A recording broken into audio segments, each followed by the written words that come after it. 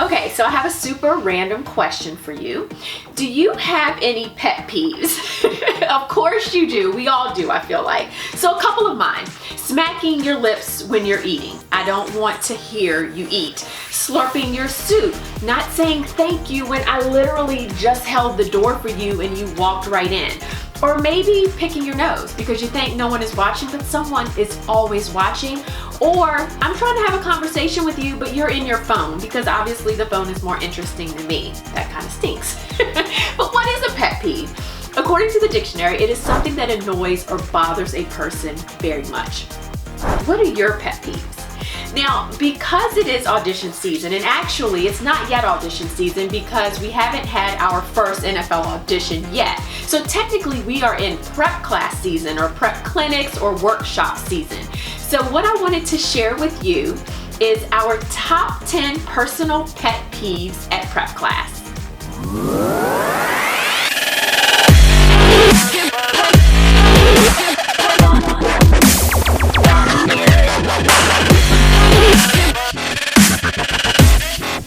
So I thought it would be fun, since we are in prep class season, to basically reach out to some of our sideline prep coaches and other coaches within the industry and just ask them, what are your personal pet peeves during the prep class or the workshop or prep clinic, or basically the preparation season right before the actual audition. And I got so much response that of course I couldn't narrow it down to like one or two or like my top 5 list. So instead what I decided to do is give you a top 10 list.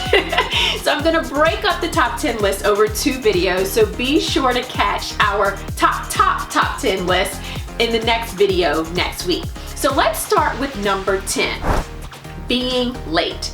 This is something you obviously do not want to do. And it seems like the people that are late always walk in when it's really quiet in the room and the ladies are stretching to some really soft, soothing music. So really just try to plan your trip.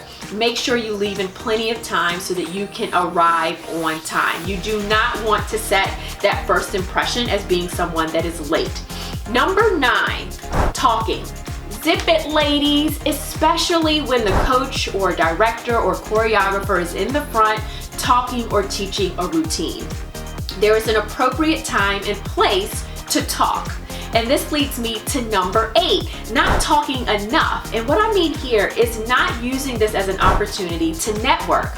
So arrive early.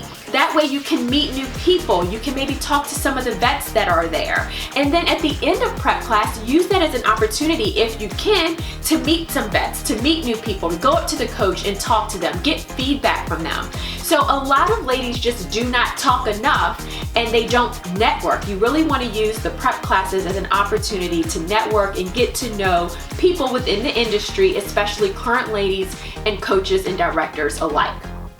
Okay, number 7, turn off your ringers. Please turn off your ringers. It is so annoying when a coach is in the front talking or someone is teaching a routine and we hear someone's phone ringing. That's not a good look. And then of course no one in the room wants to admit that it's their phone, so it just constantly keeps ringing. So please just remember to turn your ringers off. Number 6, not researching the look or the expectations for the prep class. So basically a pet peeve of mine is arriving at 50% or 75% of your look. Now it's very understandable that you may not have your entire look nailed down on the first day of prep classes.